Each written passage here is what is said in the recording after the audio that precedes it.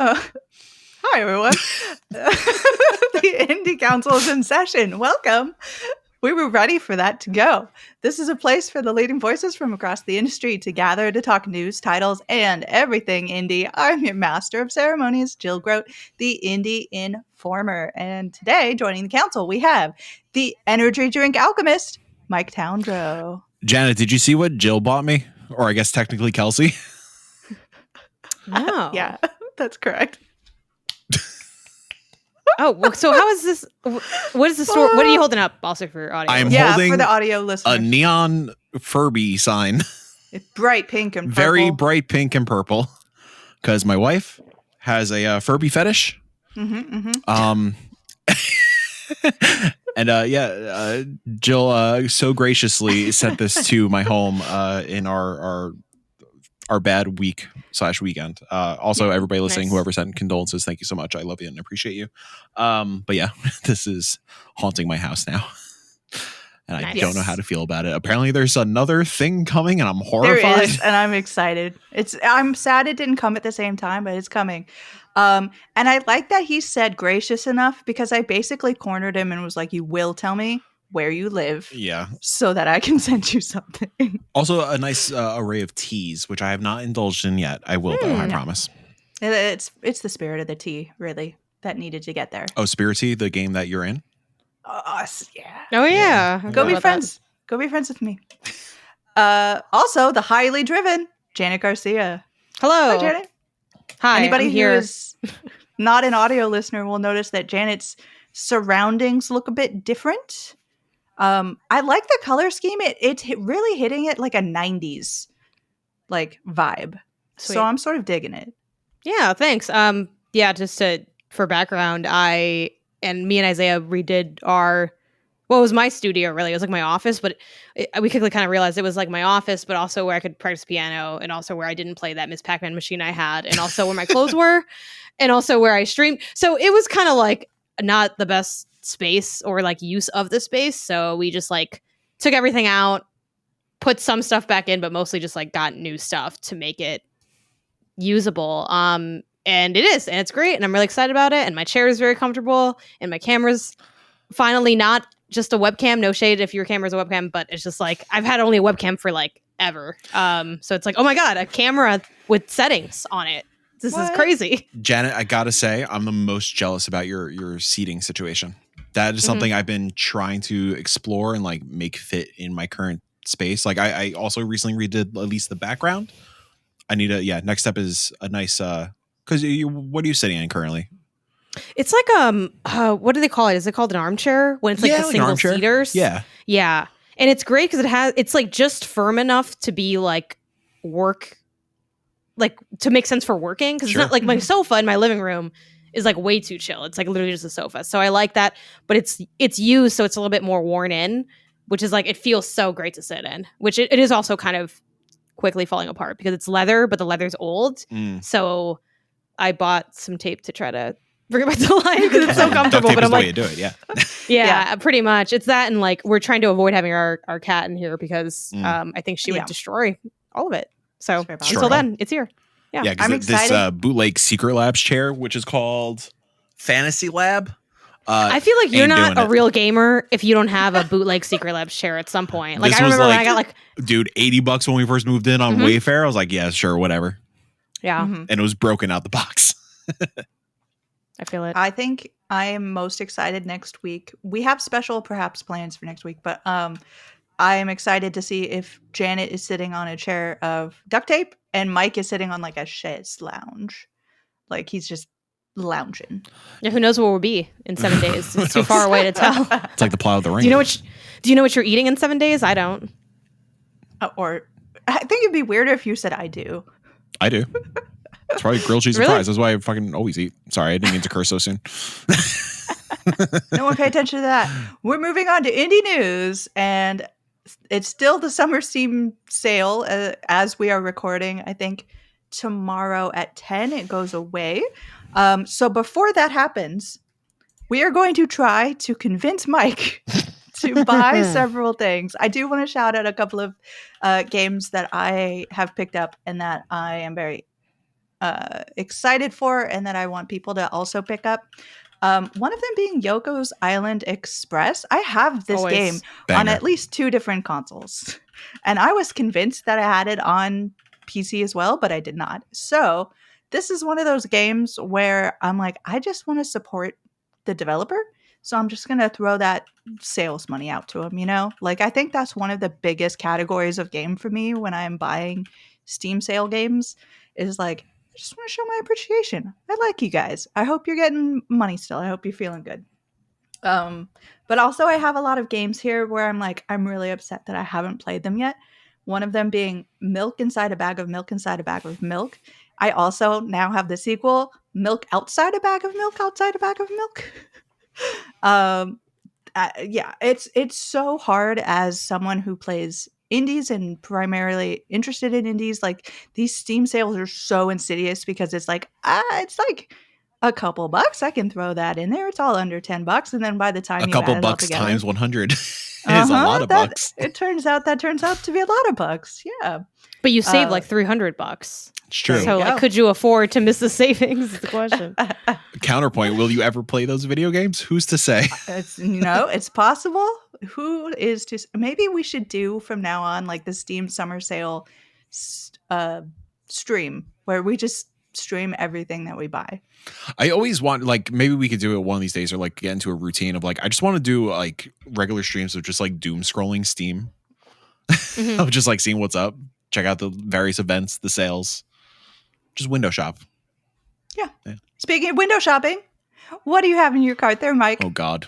So my starting cart was some recently released stuff. So of course, 1,000 Times Resist is in this list.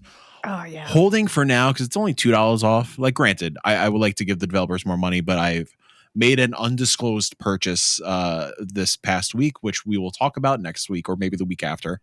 It's a good one. It's a good one. So like $2 off, I could wait. Paper Trail is on here. Yes. From the developers of Hue, which I love Hue. That's $5 off, something like that. So that's on there. Gift is on there, $10. I know that was a beloved recently released title that a lot of people were excited about. A lot of people kind of slept on it as well, which is going to get into some chatter later on. Yeah. And then I got there is a bundle here for Everhood, a game I adore. I've played it in the past. Can't wait for the sequel. But the main one here is Rhythm Doctor, which I heard really good things about. It's currently in early access. I think it's aiming for a 1.0 launch soon-ish. It's like a rhythm, like pixel kind of game. Then I got some stuff on here. Oh, sorry. Another recently released title. 2 recently released titles. Duck Detective is $1 off. Yes. And Duck Detective. Arzette is a few bucks off as well. I've heard good things about both of those. Same with Mullet Magic. There's a couple bucks off.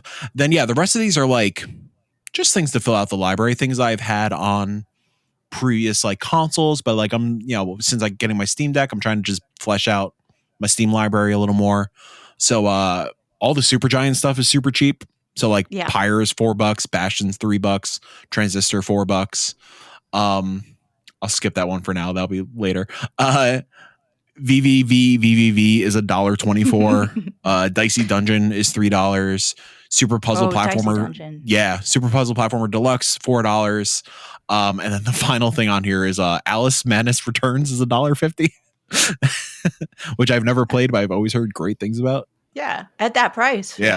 How could you skip over it? So that's the current cart. It's currently $119.57. I will not be spending $119.57 during this podcast. I might be able to help you cut it down if you were to say have a Netflix account. Paper Trail is on Netflix. Oh, it's is it? Part of the Netflix games. Wow. So you could go and play it there. What does that save you? Like $3? $3.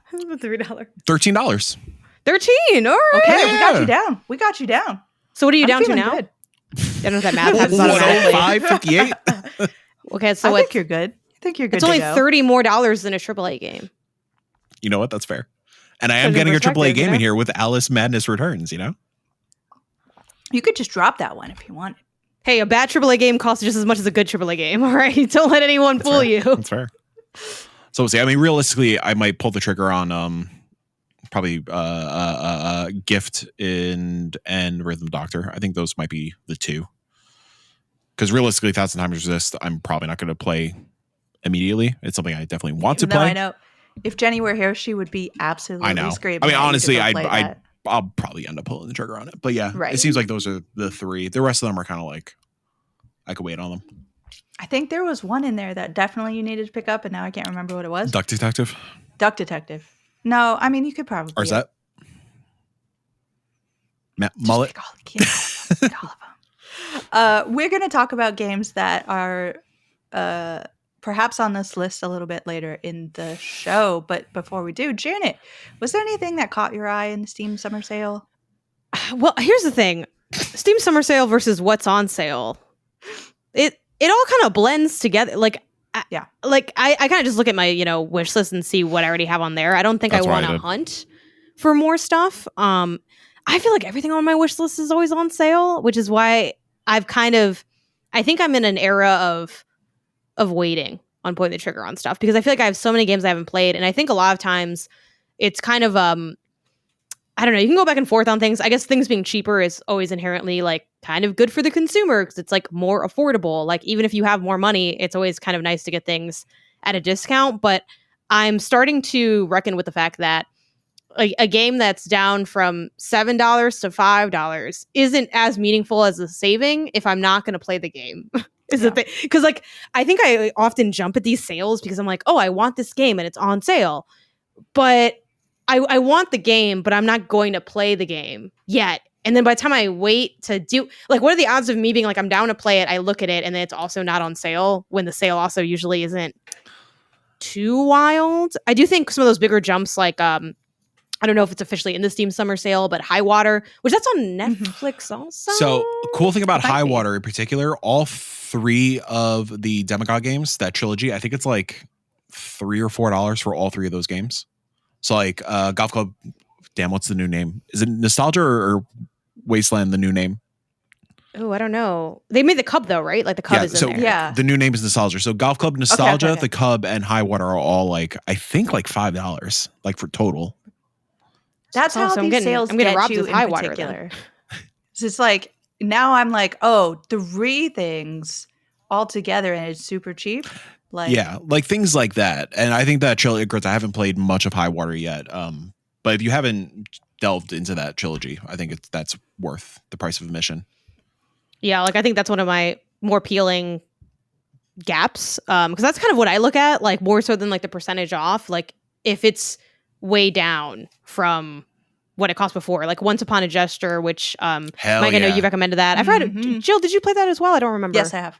Okay, like both of y'all, and I don't remember Jenny's history with it, have like recommended that. That's down to 6 from 15. It's like, okay, that's a pretty big cut, but it's just like, yeah, I'm missing so many things. So I think I want to wait. Steam sales, I think my plan. Steam sales are like Pokemon. It's like, yeah, you could catch it. I'll catch this Pidgey. I'll catch this Caterpie. Am I ever going to use it in my party? I don't know, but I got it. It's in my party. It's in my library. It feels good. I'm completing the set. Yeah, there is something interesting that maybe we'll delve into more in another episode that has to do with like the modern sense of a backlog and having guilt over it versus like, look how excited I am that I have this many games. Look at my collection. Yeah. It's more a thing that is weighing upon you.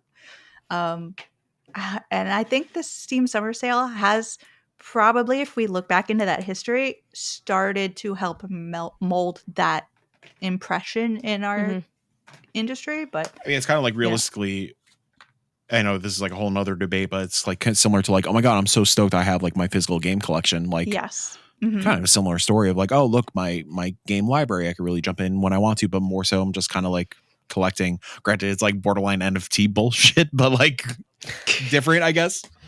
Yeah, I mean, there is an element of collecting that's like, it's not for display purposes, but I really just like to have them. That's what a lot of my physical games it's like weird cathartic for. feeling. Yeah. But like, I wonder if, because we are the olds, I wonder We if, are. as the generations go, if that happens less and We less. are old. So send the world tonight. Yeah. Okay, speaking of setting the world on fire, let's talk about Game Pass changes. Oh God. So this was very recent. I think this was just yesterday that I think it this was popped up. like last night. Like they Yeah. definitely wanted to bury this. They did not want people looking at this. And of course, people are looking at it. And you'll hear all kinds of things from all sorts of people, but we definitely want to look at this from the indie viewpoint. So essentially, what I understand the changes to be is that if you're on Game Pass PC, you're paying a couple more dollars, not much is changing. If you are on console, you are getting essentially now two different tiers, one being Game Pass Core is one of them. Game Pass Core, which is you pay for Game Pass, but you don't get day one games. Yeah, I think I know in like Tom Warren at The Verge, like where is he? I was just looking up his tweet. Mm-hmm. Yeah, I'm just gonna. I think that's a. I still want to get into like the weeds of like where you're bringing up Jill with like this how they presented it, but I feel like excuse me, Tom Warren's was one of the clearer ones for a very now complicated kind of structure. So there's Game Pass Core, $9.99, no day one games. PC Game Pass, $11.99, day one games. Day one PC games. Day one PC games, yes. Yeah. So the one's console, one's PC. Then there's Xbox Game Pass for console, existing subs, like you're already subscribed, $10.99, and you get the day one games. And then there's Xbox Game Pass Standard, which is if you like are subscribing once this goes into effect, which I think is kind of soon. I don't know, whatever. $14.99, no day one games. And then there's Xbox Game Pass Ultimate, which is $19.99, day one games. And Ultimate, as a reminder, is both console and PC bundled together. Yeah. So I think what they're trying to do here is to make it so that people are just like, whatever, I'll get the $20 one because that's got everything and I don't have to think about anything. I love not thinking. I love buying my way out of thinking. So this is very appealing. That's how the world works. But I have, like, this does do the thing of like, there are people who are just going to be like, you know what? There's too much thinking. This is the point at which I unsub. True. I also hate thinking, so it just kind of cuts both ways. It cuts both ways. I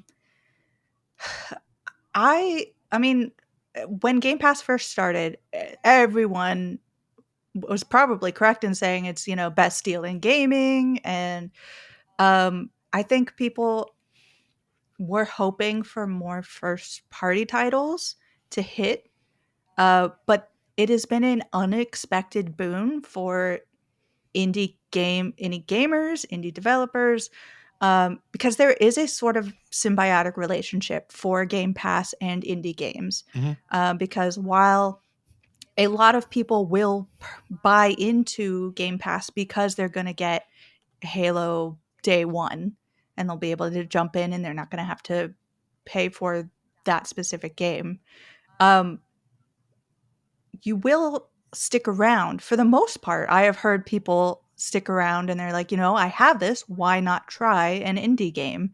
And then they start becoming like, they get people into the indie game ecosystem. So you're not even just talking about individual games, which it's there has been some discussion in the past about whether or not it is actually good for the indie games and the indie developers themselves, because Xbox keeps those numbers really tight. So we actually have no idea what sorts of numbers we're looking at and how the sales go and what the revenue looks like. But for indie games, it seems at least you have a market, you have discoverability that you're working on. And it also has helped Game Pass because people stay in their subscriptions because they're like, oh, hey, the next I don't want to say Hollow Knight because it's going to like, I don't know any details. No one say anything. It's not official, but like, yeah, because that's the first thing I thought, Jill. When you brought, like, oh, Jill must know anything. I don't know anything. But like, when it hits, and it hits day one on Game Pass, which it should. I don't know if it will, but like, I can't imagine it wouldn't. People are going to be drawn to it because the indie scene is getting so strong and getting so much like love, and people are flocking to it, and especially in a year where indie games have been so strong, like the last couple of years where indie games have been so strong and AAA games are getting fewer and far between for a lot of different reasons.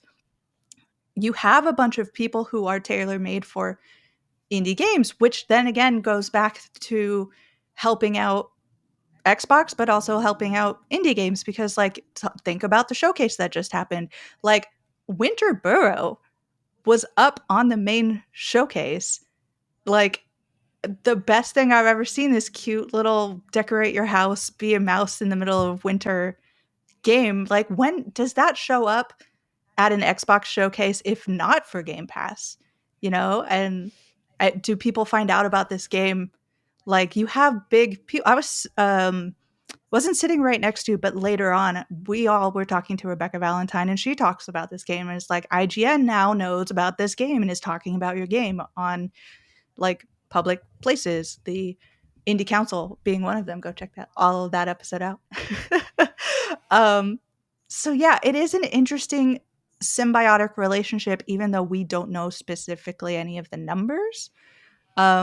But when we get to $20 a month, is that something that indie gamers are really going to be staying in for? Because when you think about an indie game, like maybe you've got indie games above $20, but you've got to be playing those high-end games every month. And Consistently. Xbox doesn't necessarily have those, or you've got to be playing several indie games a month just to make that like purchase make sense. I'll chime in here because I literally had this kind of scenario. So on Game Pass currently, Still Weeks to Deep just dropped. Still Weeks to Deep is a $40 video game, so I was very grateful to be subscribed to Game Pass already. I don't even know how much I pay. I think I pay the $10.99 because I think I get charged like $13 with the tax and stuff like that. So like in my mind, I'm like, oh, cool. I paid my $13 for the month, or sorry, I'll get rid of tax for purposes of not confusing even further. I paid my $10.99 for the month. I saved my 25 or whatever for the month for not paying for Still Weeks to Deep. Worth it for me. And it seems like lately I have been on that trend of at least one a month. I have the app open right now, just looking at the recently added. So like Case of the Golden Idol just got added. Yeah. The both SteamWorld Dig games just got added. So like, but in terms of like newer things, Still Weeks to Deep, Haunty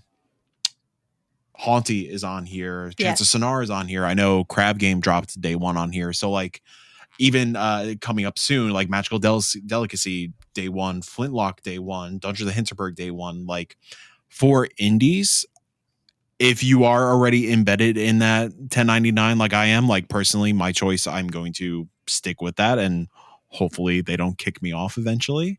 I do think it's worth it there. When you get to that $19.99, that's when you have to like kind of consider like, okay, are you actively playing at least one of these games per month, one or two of these games per month to make it a deal for you? Who knows? Of course, you know, there are so many other games and so many other platforms vying for attention. So realistically, probably not. But yeah, it's a hard situation to be in. I think like for the folks that are just signing up for Game Pass for the first parties, no, this is absolutely not. That's ridiculous. What 20 times 12 is what, 240, right? 240, sure. Yeah, sure. I'm shocked that I was able to do that simple math. I got it right here. I did it. Thank you. I did it because I knew I didn't know it. You always have a calculator in your pocket. Like 240 for how many first party games are coming this year, you know, like who's to say with delays and whatnot. Maybe like you're like, if you are your Call of Duty person, I don't think it's worth it. But yeah, if you're being consistent on the indie scene, because I think it is still a great platform for discoverability and for people giving things a shot if you're subscribed anyway. But yeah, it's an unfortunate piece of news. Definitely a blow. I think it's very interesting that both of you touched on this a little bit, as just like, we don't know some kind of vital information. So Mike, you are grandfathered in with this situation, but you have no idea how long that will last. And they're saying they're very particular about calling out the fact that you are being grandfathered in. Nothing is changing for you. Like, but here's the thing. So I don't have like an annual subscription. Like I'm not locked in for 12 months. Like, so I'm curious, am I screwed next month because I am just paying month by month? That's kind of the big question mark. Right. And they were already trying to make this pass by as quickly as possible. So I don't think they're out there trying to have that communication be as clear as possible. I think they are trying to hope that this people don't look at it. People think about like, oh, it's just a couple more bucks a month or whatever. Yeah, I literally just had this kind of like internal discussion with myself about PlayStation Premium Extra, whatever the hell it was, because I was about to. Last year, I got on like a crazy deal. Like I think it was like a Black Friday or Days of Play kind of thing, where it was like premium for the year was only like $90 or something like that. So I was like, sure, why not? I'll drop it. I'll drop the premium, whatever. But like it was about to renew again for 150, 160, whatever it was. I was like, absolutely not. I dropped it down to the essential because I barely play on console nowadays. I was sort of playing around with the idea of doing that with Game Pass, but that's when I saw like Still Weeks Deep on there and I saw Haunty on there. So I was like, no, the $10 is still worth it. But again, if I get an email saying you're no longer grandfathered in August, nah, I'm good. Things like Haunty and stuff anyways, I rather play on Steam Deck. So it doesn't really answer like the month-to-month question, because I feel like that's not a really specific use case, because like I think it's a really common sign up for a lot of people. Like most people, when given the option, I imagine take monthly for any subscription, just simply because it's cheaper immediately. And yeah. Not everyone has like whatever 180 whatever dollars ready to go for an annual to make like the price work. But I know on their support page they said starting September 12th 2024, the price of recurring charges will change for existing members. Okay, so that is me. Yeah. Yeah, that's you, right? Is this you? Like, it's like so weirdly accusatory. Is that you? Yeah. Okay. Where were you on the night of September 12th? yeah. Oh my God. No, literally. Yeah, I think too, this is, it's definitely again, like how appealing financially is it for indies to be on Game Pass to begin with is a little bit, I think that's very specific to different independent studios. And I feel like while it's rare to hear those candid conversations of like specifics come from anybody, this general sense is like it's a kind of a case-by-case basis. But I definitely think it is the L of maybe not so much indie fans, but the people that again are on the cusp that can be like swayed into playing an indie title. Like to your point, Jill, it's like how many times have we had those conversations, especially, no shade, but especially to like colleagues of like, oh, this game is really cool, you should check it out. Oh, is it on Game? Oh, it's on Game Pass. Oh, okay, yeah. And then like, wait, how it costs money? And honestly, I kind of, I can get it because again, I was just talking about there's games I will buy and still not play. So again, it's if you don't want to spend money on games, even for like your average gamer for the most part, and I know this isn't the case for everybody because, there's different people play differently. If you're only playing on console and you're not buying digital, like maybe you don't have this big backlog of games you have access to. But yeah, most of us have stuff you could be playing. And I feel like while it's kind of common to be moved to like buy new games, it's rare to like really execute. And I've been saying for years that Game Pass is the gym subscription for gamers, where it's great value if you use it. It's a bill if you don't. Like it's just a bill if you don't. Because and I've had, everyone's guilty of this because like, it's how the world works. Like I've had so many weeks where I'm like, man, 24-hour fitness, they may be 24 hours, but I ain't showing up any of the hours. Yeah, like that just happens sometimes. And, like for me, I eat that because it's like, all right, I'm going to try to just go more because I'm like investing in, my physical health. This is like, I as a gamer, even taking out like the, obviously with the industry at all, where we get like a lot of codes and stuff. So I'm going to try to kind of ignore that as an edge case situation. Like, unless I'm actively being like, okay, how do I get the most bang for my buck every month? And I'm like living on this Game Pass treadmill. Chances are you're not, at least not always getting the value for it. And again, when you break down the numbers, 240, I think if you're just an indie fan, I don't think you need Game Pass because again, you probably, first of all, PC gets everything first for the most part. And I know there's some indies that end up being console exclusive, but like if you want like the heart and soul of indie games, that's like itch.io. That's like PC heart. That's like, freaking back when they had it. I'm forgetting the name of that. It's like Flash games, like the core.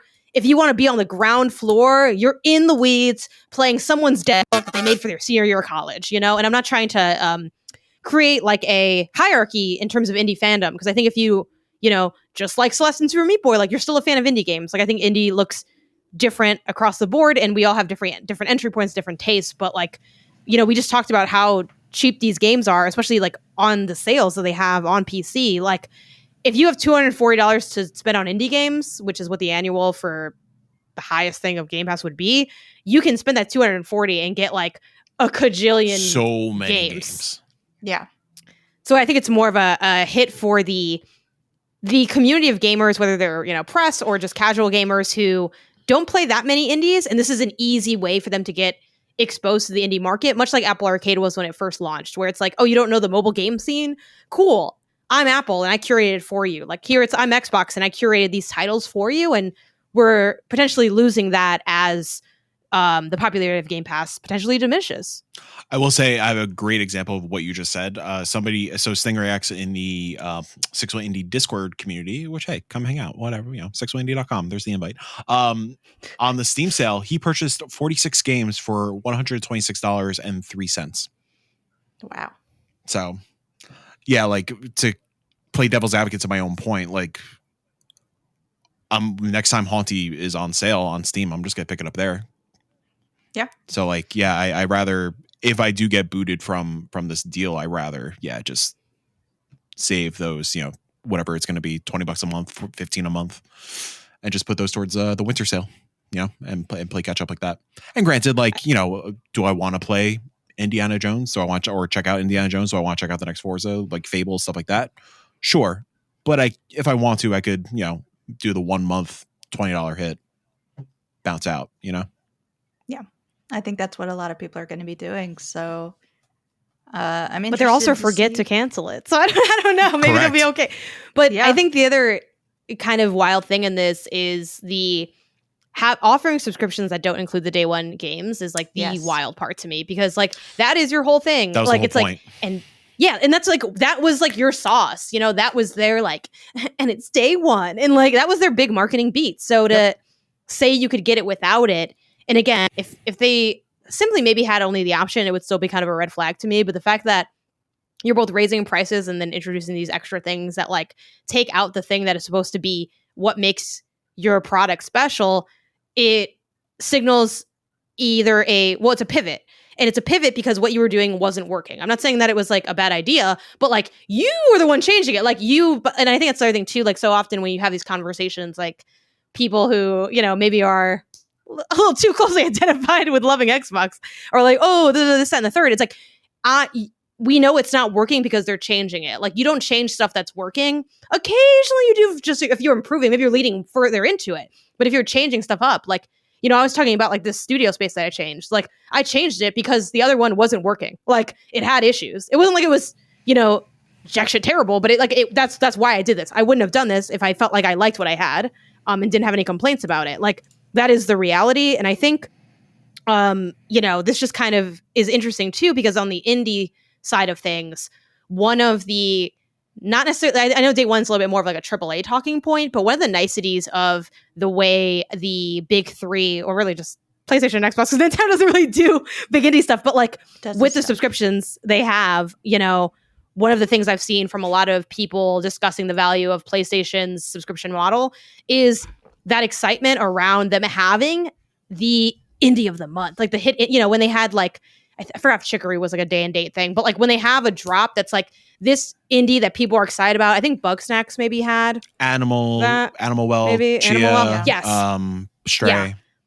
The indie that they're like, we've decided this is our, beacon indie of the year. Like our little god that we're going to praise this month. They're like, you want indie games? We have this game and this game. And Whoa, then, we clap and we're like, whoa, yeah. But that is the case. And then they say like, we're going to put our marketing where our mouth is. This is our indie champion. And they bring them out. And part of where they bring them out to is these things. And as like a player, so often, like back when I was on PS I Love You and we did that PlayStation podcast, it was like, that was a big part. It wasn't necessarily just the AAA stuff, but the way, Jill, to your point, that it can really boost curation, where it's like, oh, and the hottest indie, that mainstream indie, boom, we got it. We're there with the tastemakers. It's really, we're spending a lot of marketing money, but like we're there. And it, like, without that aspect, or that aspect having these asterisks, like when you confuse people, they get scared and they start walking away because they're like, I don't know what's happening. I'm confused. And then they just like freak out. And that's, I think this is going to be that at scale. And I don't know. I'm standing around watching. We'll see what happens. It's going to be rough. It's funny. I'm looking up I want to remind myself of the cost and like the perks of PlayStation Plus. It is funny how I never thought premium would be cheaper than Game Pass. So premium right now is $17.99, and like they do have the benefits of like the game catalog and all that stuff. So wild. And while Xbox does do its indie selects, we talked about it when it first appeared, that program. It does not have they done hold anything that's Game Pass. No. I think they I think they still do it. It's just they're working on it. Yeah, they're doing it. Yeah, but they are But, specifically highlighting games that are not in Game Pass because those indie games may not be highlighted in the same way. But it's hard for indie games to have a lot of different little wells because people aren't going to pay attention. So you just have them in one place. It's like an animal well, but it's like the Super Smash Brothers. But yeah, a lot of secrets. So many secrets. But continuing to talk about indies and value, there was a very interesting conversation, we'll say, between the devs of Manor Lords and Long Dark. And I want to talk about what came out of that and some things that maybe some people haven't talked about already for it. So I am looking at Rock, Paper, Shotgun by Edwin Evans Thurwell, who says, publishers of recent city builder sensation Manor Lords and elder survival sim juggernaut The Long Dark are having a mostly gentle personally skirmish about how many significant updates a game should have in early access, and the potential consequences in terms of both developer overwork and players losing interest. Yesterday, Hinterland CEO Raphael von Leerop published a LinkedIn post describing Manor Lords as a pretty interesting case study in the pitfalls of early access development, when a game with a small team and heavily marketed as such hits the reality of a hungry audience. Much like Rock, Paper, Shotgun's in-house bourgeois surf brother, Nick Rubin, Van Lathrop is keen on Manor Lords, describing it as a very high quality, but has a bone to pick with the shortage of major additions since release, saying it launched with a pretty strong game base, but without much content. A heavily system-centric game needs either a range of maps, game modes, or some amount of proc-gen dynamism to keep it fresh. Manor Lords has none of those things, so once you played 5-10 rounds of the game, there's nothing more to do. The fixed maps, the resourcing simplicity means that there's not many different permutations of the early game because the starting conditions are almost always the same. This is not great for a RTS/city builder. The developer goes on to claim that Manor Lords developers Slavic Magic are unable to meet the need for expansion because the studio is essentially one person whose name I will not be able to pronounce, unfortunately. Greg. Greg. Keep it at that. Greg. Good old Greggy. He's had some help with the sheep gut based soundtrack. That's hilarious. But feels nonetheless that Hooded Horse should have worked with Greggy to roll out some juicy changes closer to launch. So this all went up on LinkedIn, and then it did get a response from Greggy saying, early access is a marathon, and when you launch, you need to have your next major content expansion pretty much in the queue. Wait, hold on. Let me jump down. This is from Hooded Horse, I think. Before the release, and that's the developer, or that's the publisher for Manor Lords, says, before the release, I had a chat with Manor Lords dev. I told him that after release, he was going to hear from all sorts of commenters talking about missed opportunities because he failed to grow as fast as they wanted, and judging the game a failure by some kind of expectation they formed. I told him to ignore all that, to focus on his core vision for the game, and to keep in mind that the early access road is long, and that he should not feel any sense of pressure from expectations of others, for both his health and stress levels over the coming years, for preserving the state of calm and peaceful mind that supports his creative vision. And then the developer themselves has a quote, and I want to try to find it. I don't think they have it specifically called out here, but the developer did basically say, like, numbers don't always need to go up. That's not what this needs to be. Okay, it says, if this industry is to find a more sustainable path forward, we need to move away from takes like the other takes, says Greggy. Success should not create an ever-rising bar of new growth expectations. Not every game should be aimed at becoming some live service boom or bust. And a release should not begin an ever-accelerating treadmill on which devs are forced to run until their mental or physical health breaks down. So I think as far as that back and forth is concerned, the Manor Lord side of things seemed to have the popular opinion, with people saying generally, like, everybody who knows me or who's paying attention during that time, like, I'm a huge Manor Lords nerd. I absolutely loved it. I played the heck out of it.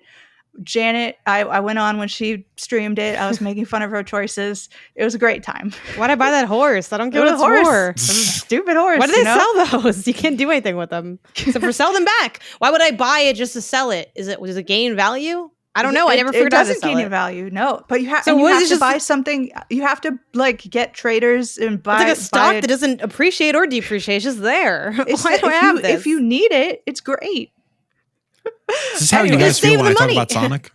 I gotta go fast. I feel a lot of things when I talk. I try to just, you're having a good time and that's all that matters to me. Yeah. It's like when you're at a kid's birthday party, you're like, it doesn't matter because you're there for the kid and you are that kid. You're that little kid. It's like, look, I imagine you got Mike a hat is on. a I don't kid, care. but just like his normal face, little lad, but like a little body. Yeah. So I think it's very easy to be on the Mandalore side of things. It's a hugely popular game. It's got a big audience, so of course, when it seemingly gets attacked, people want to come to its defense. I do see where developer logic might come in here as to thinking you put this game out and people have all stopped playing it. That's fairly common as far as early access games go. People jump in fairly early, have a lot of fun with it, and then wait for the big release. I think people have talked about this, people who talk about this sort of thing. Is there anybody who wants to jump in just on this back and forth before I head into my response to the response? Yeah, the back and forth is great and all, but when they put him in the cage, who won? Who won the fisticuffs? That's all I care about. Mm-hmm. Yeah, I don't know. I don't think there's a right answer. I think that's like kind of the, like, everybody is, to each their own. Everybody has a different approach to things. Funny enough, going back to that Rhythm Doctor game that I mentioned earlier, they've been in early access since 2021. They've been crushing it. Just judging based off reviews, all reviews, 18,306, recent reviews, 195. So, like, I think it's my personal opinion. I think it's a lot about pacing and community engagement. Like, I don't think there's any specific rule of like one major update per month. Like, as if you have the bandwidth for that roadmap, God bless you. Hell yeah, go for it. But somebody said, like, they mentioned burnout and like the resources and stuff. I don't think you need to crunch yourself to put out one update a month. Again, if you have the resources to do so, awesome. But if Rhythm Doctor could rock early access for the past 3 years or so now, clearly there's, again, no wrong answer or no wrong approach. I think too, I also think arguments over LinkedIn is silly.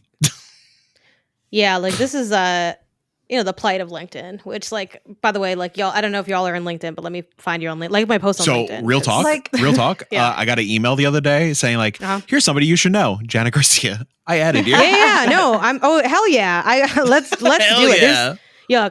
I constantly get those, and then I'm like, I hope Janet knows that I'm just not on LinkedIn. Neither. You think I want, dude? It's kind of like a unnecessary or a necessary evil that you have to be on LinkedIn. Exactly. Yo, I heard there's some money on LinkedIn, and also projects I'm passionate about contributing to. So you just, which is way more important than, like, the money to me. Oh, you're paying me? Oh, I guess I'll sit down. I'm very passionate about that. Yes. Yeah. I'm like, I guess this isn't why I do what I do, but if you insist, Yeah, I get. I didn't even realize this was a job I was applying for. Wow. Oh, you see value in me? Wow, great. Yeah, but all jokes about LinkedIn aside, yeah, I mean, I think too, the plot has kind of been a little bit lost with certain aspects of early access because like early access is supposed to like be about still, working on your game and getting it out there to kind of test the waters. So I feel like because to a degree there is an aspect of polish to early access as well. It's not alpha and like, you pay for like the product and all these, like I'm not saying it should be like I don't want to say unfinished because it inherently is, but like it should be worth what you are paying, But other than that, like I don't think you're beholden to anything. That's what launching is for, and that's why so many people often wait for launch until like they support a product. But I think the idea of having like it kind of reminds me of the sort of soft opening, grand opening. It's like, that joke in Ocean's like soft opening. No, it's the grand opening. It's the out of town preview. Out of town preview, soft opening, grand opening. When I was in 77, the Good Flamingo wasn't open. The next day it was open. Like, what are we doing? What a great trilogy, Yeah. I banger. Maybe not the second one. But the Ocean's trilogy is so much better than most any games I'll ever play. Like, holy cow. 100% agree. 100%. Yeah. Like, the other day, I was like, I think I'm gonna put Ocean's 13 on in the living room just to feel something. And I was like, let me start working. I'm there. I'm running. I might pop on one of those tonight. Oh boy. Literally always such a good time. It's insane.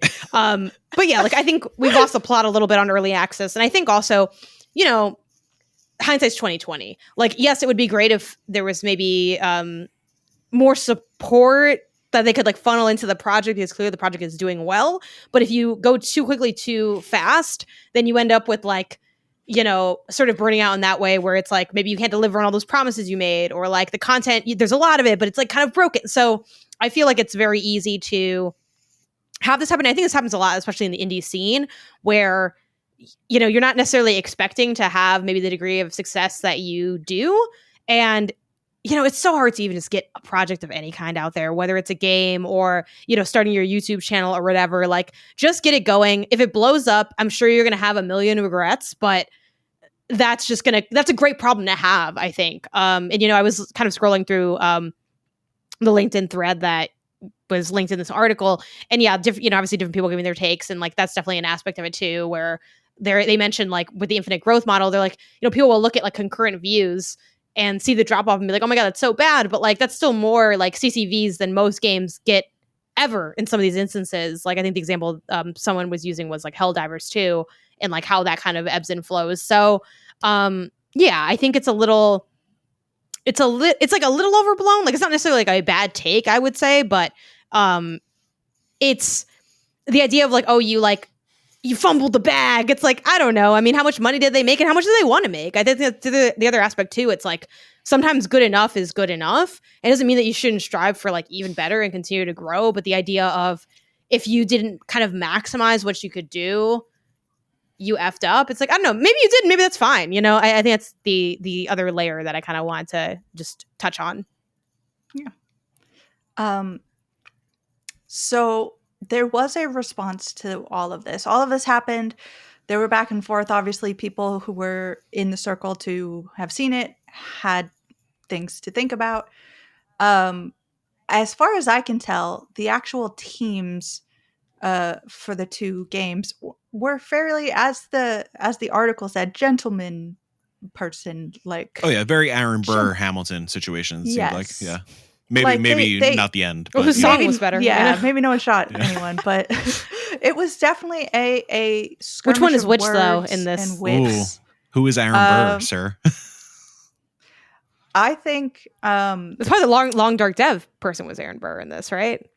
I mean, Ooh, yeah, I think so. you can make Because it's like to talk less, like the whole. Like, I kind of feel like that has this energy to it. Can we please have Janet just do an entire analysis based on the plot of Hamilton for any indie game? Damn, that's like a whole doctorate, Yeah. Look, if you have me do That's it a with, novel. I can do it with Oceans. I don't think I have the Okay. sauce for the. By the way, Janet, did Hamilton. you see Clooney and Pitt back at it? Big Oceans vibes coming soon. I forgot what it's called, but I they're did both see that. they're both like cleaners. Like there's They're a murderer. death There's a cleaner. Yeah. It was Hell great. yeah. Anyways, I'm down for Hood that. Horse. What about them? So the response to this, it says updated July 9th. So this was later, I want to say a couple days. And and this is from the CEO over at Hinterland, saying, after getting picked up by Games Press, this post and the subsequent response from the publisher has generated so much heat and hatred publicly and privately that I feel compelled to take it down. The excellent team at Hinterland is starting to be impacted by this response, and there's no reason that should be the case.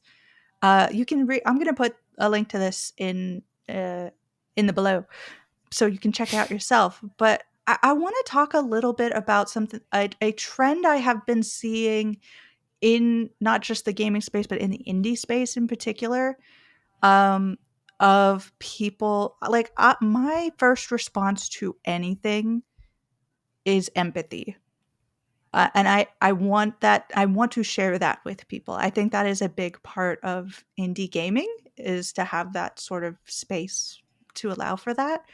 And especially in situations where it seems like you highly disagree with another person. So in other cases I've seen, it's been like indie devs making very ill-timed and ill-conceived and ill-advised statements, freaking out about something. Maybe their game's gotten too popular too fast and they don't know how to deal with that. Jokes in poor taste. Yeah. There's that farming sim. I forgot, but yeah. Oh yeah. That one. You know, yeah. And stuff like this, where this wasn't even like an attack. This was just this person's opinion, looking at a game and from their perspective and how they believe models should go, and interesting.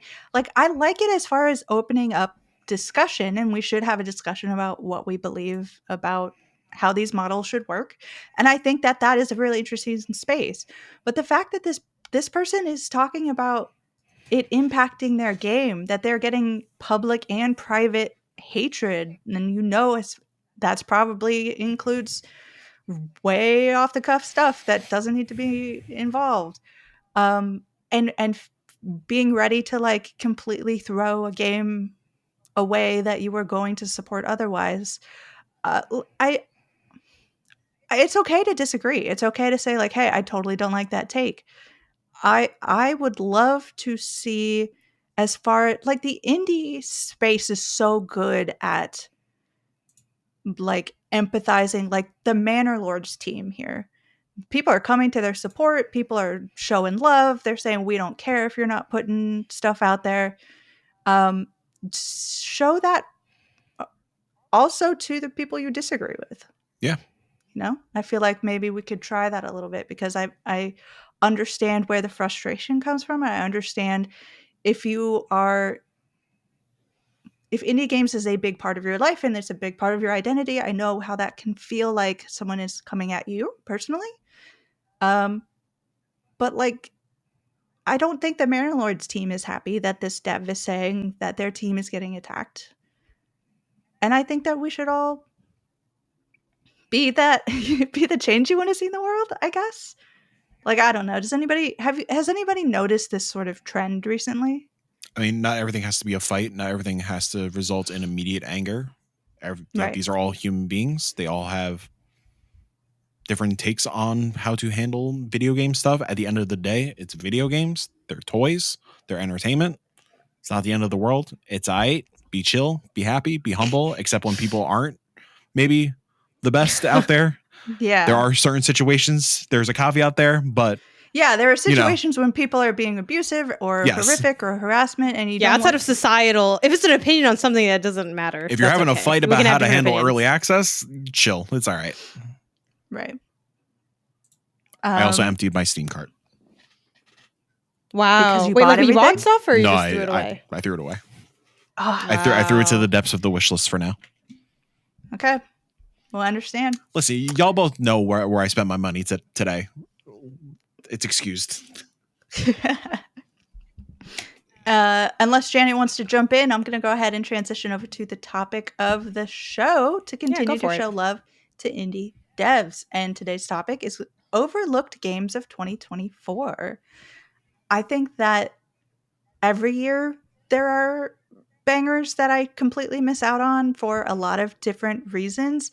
I've written out a list for myself that includes a lot of the reasons in them. So I'm just going to run through my list, and then I can have other people. Jenny has a list here. We'll, maybe we'll pretend to be Jenny for a bit. Who knows? But the first and foremost on this list, and anybody who follows me might have seen me just stream this game, is Nine Souls. And this combines a lot of different, this is a like perfect storm of things. Nine Souls has been on my anticipated list for years, and I have not put anything official out on it yet. Like, I have Same a here. code, and it's like almost everybody I talk to is in the same boat. And a lot of the reason behind that has to do with when it came out and how it came out. So we're talking right around Summer Game Fest time. I barely got to start to play it before that. And then all of the Game Fest, like Summer Game Fest stuff happened. So you have to be involved in doing that. And then once Game Fest is done, then you've got a whole slew of other things that you have to keep going. And because of the way that the gaming media market works in general, you're constantly chasing, like, okay, this is what's coming out. This is like the new and the fresh thing that's happening. With indie games, you can be a little bit more lax, and you can kind of look back and do some things for games that are not quite as recent.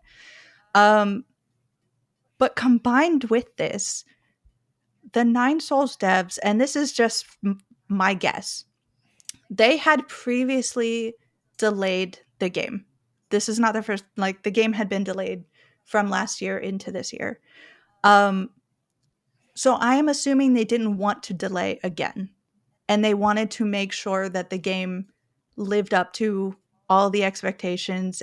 So many people, like I said, me included, have had this game on their anticipated list forever. So they were probably working very hard right up until the last minute to make sure it was all 100% perfect. So game codes did not go out with any sort of thought as to how long it might take for developer or reviewers to actually play it, on top of Summer Game Fest already happening. So I am at this point, as of the stream that I just did, I was 24 hours into this game. And 24 Wow. hours into an indie game is a really hard ask to have. Like, here's your code basically on the day of, and to have any sort of like intelligent thing to say about it. You kind of want to get to the end. You kind of want to see how abilities work. It's a Souls, like it's a Metroidvania. You want to There's see 9 how... souls to see, I get it. I don't know anything about this game. So many souls, so many. I mean, You I know wanna it's see hard, how the but- bosses You're work. not You want wrong. to see how Okay, skills... boom. Yeah. Yeah, VVV is about a bunch of V's. Like, it's like, you kind of Yeah. sense these things out. Yeah, I got my key 2 days after launch. I ended up Mhm. buying it, which I'm fine. Like, obviously, I'll buy games. I don't care, except when I don't buy games like 5 minutes ago. But yeah, A man of multitudes. It's all good. you gotta keep them on your toes, Yeah, rough time, especially off the heels of that ill-fated May 9th. That was another thing. Mhm. I That feel was like traumatic, yeah. right. I feel like also like I feel like they're like, who knows, I don't know, but like maybe there was some trepidation about how to approach the marketing of the game. It seems like they didn't have marketing really. I feel like this game was mostly word of mouth since like it got announced. Of course, this is from the folks who made Detention, Red Candle Games. They had their own bit of drama, if you want to call it that. Nothing against Red Candle. I'm sure they're fantastic folks, all that stuff. But like they had trouble with the Chinese government because there was stuff in Detention that was pretty much making fun of the president. Yeah, making fun of the president, which is I'm all about. ACAB, let's up from go. So maybe there was some trepidation there. Maybe they didn't want to get caught in the same situation, so they kind of took a step back in terms of like reaching out to folks. Mhm. But yeah, it's a bummer. I'm looking at Metacritic and OpenCritic. OpenCritic is sitting at 19 critic reviews, and like some notable folks on here, like The Gamer, Games Radar, God's Geek, Hardcore Gamer, like cool. On Metacritic, only 11 outlets, which is rough and unfortunate.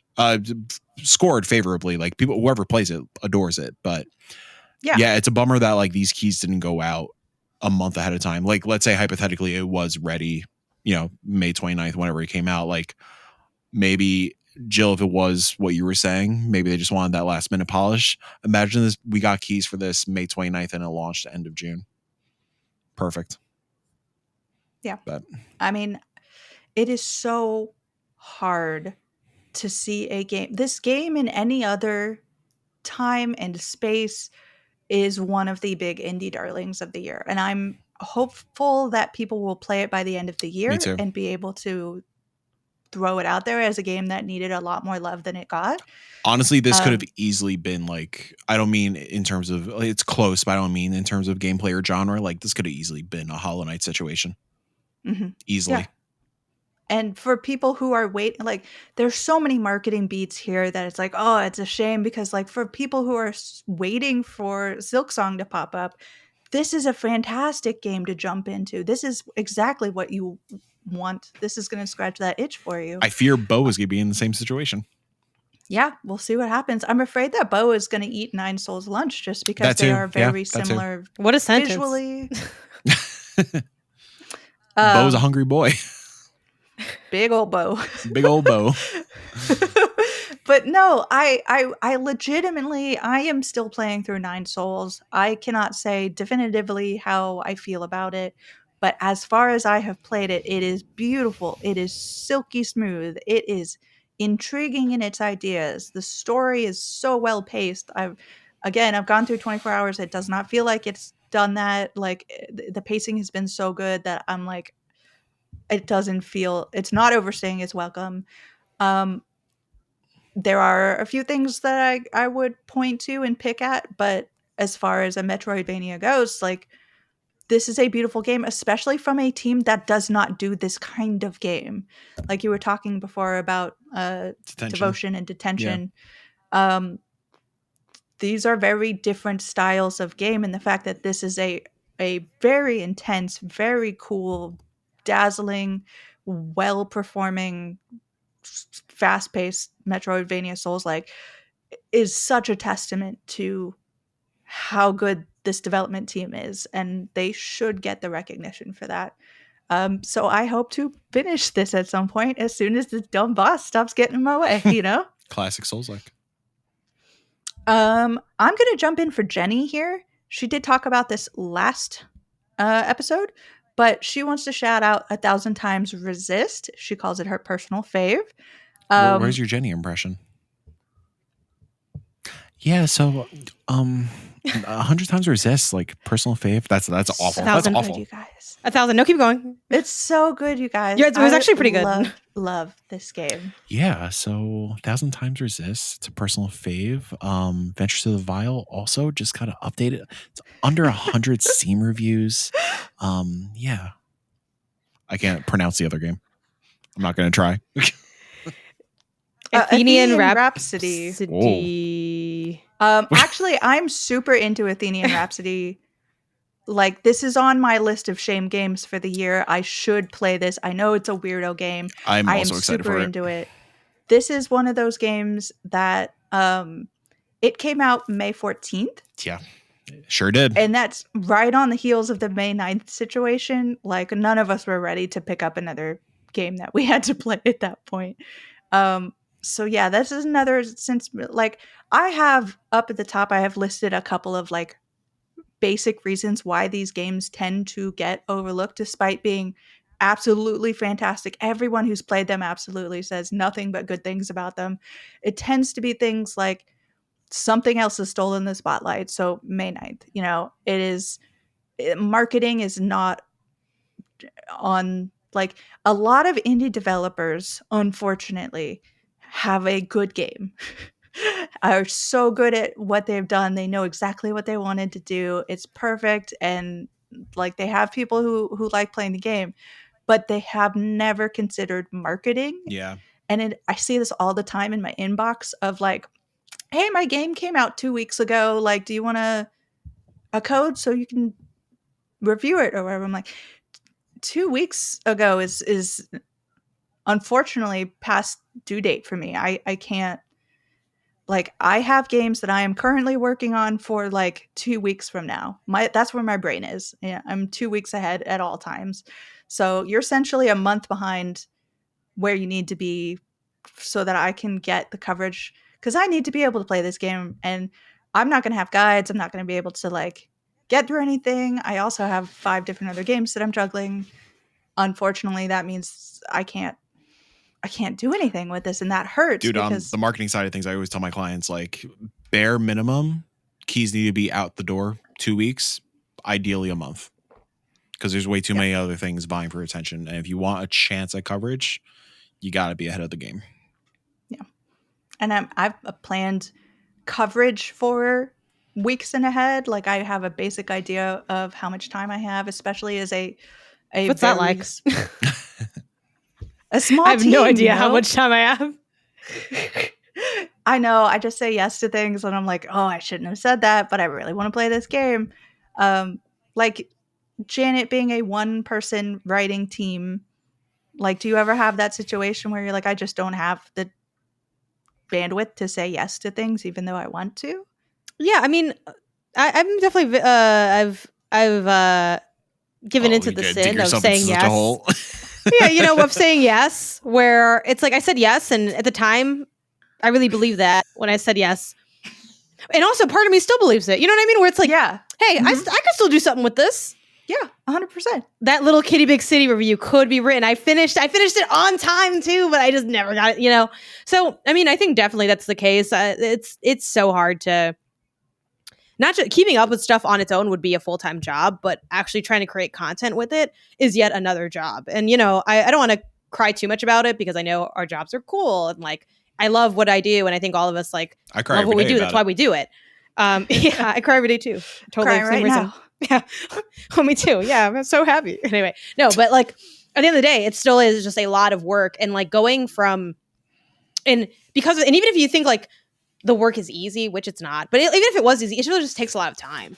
Like the sheer act of even just beating a game. Okay. That's like 5 hours, 8 hours, 12 hours. Boom. That's if you don't ever get stuck and you don't need a break. Like you could, if you were a machine, you could beat some of these games in a day. But okay, but that also means that day you didn't do anything else, which means you might be nothing behind went on up emails. on your website. Like content's not made. There's also the logistics of like having to survive in society. So it's like, okay, well maybe you didn't. Did you cook? Did you clean? Did you finish all the other stuff? So fine, stretch out to 2 days. 2 days, you'd still have to be a dog to do it. And then okay, now you need to write the review. That's going to take a minimum 1 day, even if you're really good at it. You probably want to edit it. Then you got to put it into CMS. It's going to take longer than you think. Like. And that's just one game, let alone if there's more games coming out or if you're juggling multiple codes. So, yeah, I think that's the coverage aspect definitely slows things down. Like I would say, and that's also why a lot of times you see, and I think, I feel like everyone that's like listening to the show is like a non-toxic fan. I hope, really hope so. So I don't think anyone would, give us grief on not finishing certain things or whatever. But Try like, me. that's one. I dare That's you. one reason. That's one reason. Like so many like non-content creator hardcore gamers can like beam through games, and I'm like sitting there salty, like, oh, like I still haven't finished that, because it's like, well, I could beat the game if I could just beat it and walk away, but like I don't do that. I do other content, so like that's really what slows things down.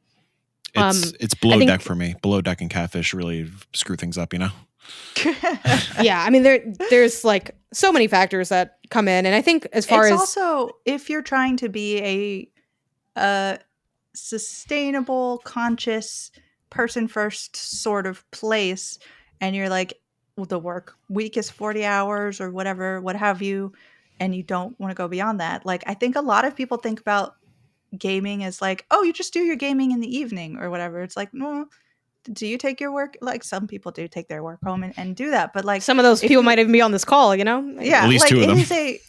It is a thing. I think a lot of look, I don't want to name any names. I'm just throwing it out there. Generalization. Who knows? Our one's wearing pink, one's wearing white. Yeah. Sorry. I think our generation is trying to change that about blue-gray the system that is our industry.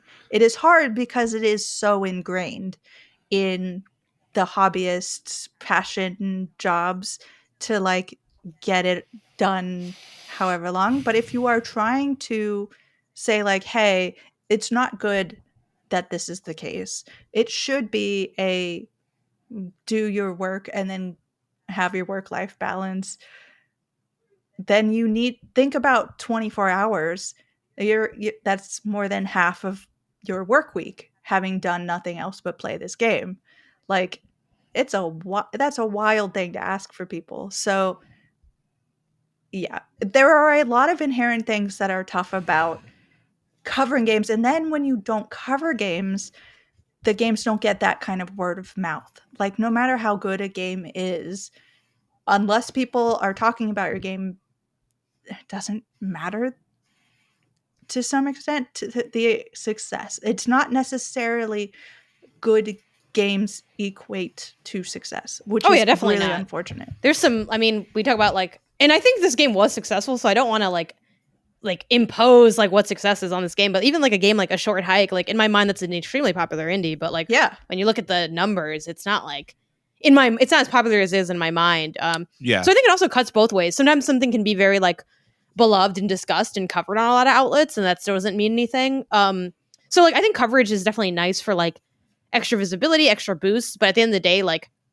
the thing that's going to get your game's word out is that marketing and that hustle. And then like if you can sell people on the promise and then deliver on the promise, that's the 1-2 punch for success. But like ultimately, like I think as far as like I never really feel like I don't feel that way about my coverage. Like I'm here to like highlight stuff for my audience, or I'm here to dissect stuff for my audience. I'll cover stuff that I don't even. Oh, guess why I didn't like it? But that's the coverage. It's like turns out I think this is a bad product or a bad game, really. Because I don't really like to think of it games as like products because they're like art pieces. Like I know you like use them like a product, but whatever. Yeah. So like the marketing is huge. You know, like I made that joke about like not all like AAA games are good, but many of them like you can like $870 games and like 3 of them can be ass. It's like, yeah, but like sometimes I end up playing those because it's like it's still just like it was marketed enough and I was interested in it. So I did it, and then sometimes I just end up finishing it because like I don't know, like because I'm toxic. Like why'd I finish it? I wanted to finish it. I like seeing. I'm like the fun was the game is done. I'm like I'll start games and I'm like, man, this is great. When's it over? Because then I can play another game and then I can beat that game, and like that's the rush I'm chasing. You know, that's my affliction. But I think as far as the overarching questions of why do games get overlooked, I think it's like a lot of things. Besides even just the marketing, sometimes. It's maybe, you know, like a title that you might just like not enough buzz was kind of formed around it, like more so than like not having the time for it. Like I think Pepper Grinder, you know, I'm looking at Mike, your list, you have that on there, and I still haven't gotten to it. And I do want to get to it because you talk about how rad it is. But one of the reasons I didn't get to it is because I was pressed for time. And then as I was pressed for time, I'm looking around, a lot of people were like, it's not that good. And I'm like, really? I'm like, well, I mean, I feel like I don't have to and I get that you're like the other side of that, but like by then I'm already gone. Now I'm delusional, so I think I'm still going to play this game this year. But if I had to bet money, I always bet on things not getting done if I had to bet money on it. I always appreciate you listening to other people rather than a friend. So I'm just gonna, They got to me first. That's the thing. Once like that, like you would now think friendship would overwrite that, but you know, whatever. It's fine. It doesn't because you're undoing you're undoing what my reality is. You know, you think I know I'm in a cave because you told me. I've been living in this cave my whole life, Mike. You think one little like, oh, by the way, there's like an outside. I was like, you know, Mike just be saying stuff like, I don't know. Look away from the light. Janet, what are the rest of the games on your games that should have gotten more love this year list? Yeah, and maybe this is in a way even from me to agree. Though I talked fondly about all these games. I've only hit credits on one of them, so you know, part of the problem. Classic. Surmount is like super fun. It is. I feel like climbing games are really having like a wave. Hot right now. It's such a trendy like mechanic to full screen into your game. Like many games have climbing, but like. There's, you know, Jusant is like another example of like the, you know, full all in on the climbing thing. And like Surmount is another title that takes a swing at that. It is part climbing game, part funky physics game. So it definitely is. And all the characters kind of look like Mii's from like Nintendo, which is charming. And yeah, and it's like a funky physics platformer. And I enjoy that trope. And I think it has like enough forgiving elements to make it not not insurmountable, which is funny. I mean, the game is called Surmount. Like, there has to be some level of self-awareness there. So it's just an enjoyable time that has, I think, a nice structure to it in, like I said, the pacing of like how they've put the levels and how they kind of introduce different mechanics and like tutorialize things. I'm a little nervous about going further into it and maybe not being like hitting a skill check that I won't be able to like get past. Not that it's necessarily designed to be like a grueling game, but again, when you have those slippery physics, you can kind of be hit with that extra bit of friction. But I really loved my time with Surmount. It was super fun, super chill. Little Guardsman is another title I've talked about on here before. It is I don't think it was one of y'all, but if it is, you can give me shit for it. But somebody in my chat or somebody somewhere said it's Papers, Please. It's like cute Papers, Please. Adorable. And I'm like, That's yeah, it very is good. Papers, Please. That and is it's good. It's so fun. Definitely like if you maybe didn't like the darkness and seriousness of Papers, Please, like this, has a bit of levity, and it's genuinely such a funny game because it kind of has like an absurdist humor to it. It is like I don't know what the ESRB rating on this game is, because I wouldn't say it's like it has mature humor, but it kind of does like a slapstickiness to its humor that kind of reminds me a bit of like sometimes the tone of like The Simpsons or like a Family Guy. Not like it's crude or like adult content necessarily, but just in Your like Hey Arnold's. just like more like just like bizarre stuff happening. Like, oh, this person actually like, oh, what's in their magical hat? It's a gun. It's like just like weird stuff, and it's a cartoon art style. And again, it's like that. For the people that maybe aren't as familiar with Papers, Please, it is the structure in which you play a character who is deciding who gets entry and who doesn't, and it has a bunch of gameplay elements tied to that. Things like, you have tools like an X-ray machine, but you can only use it a certain amount of time. So it's a very fun like push-pull. There's also a cool time mechanic in it where you can kind of redo days. I'm a sucker for time stuff in video games, and I thought they did a lot with it because I'm like, well, if I can redo the day, doesn't that take the pizzazz out of like the stress of the decision? But because you have all these different tools to use, like it makes it still feel challenging and interesting and intriguing. And then like just seeing the fallout of things that you wouldn't expect, like early on there was like a thing where it's like some grandma who's like, I brought cookies for my kid or something. I'm like, okay, yeah, like slay grandma.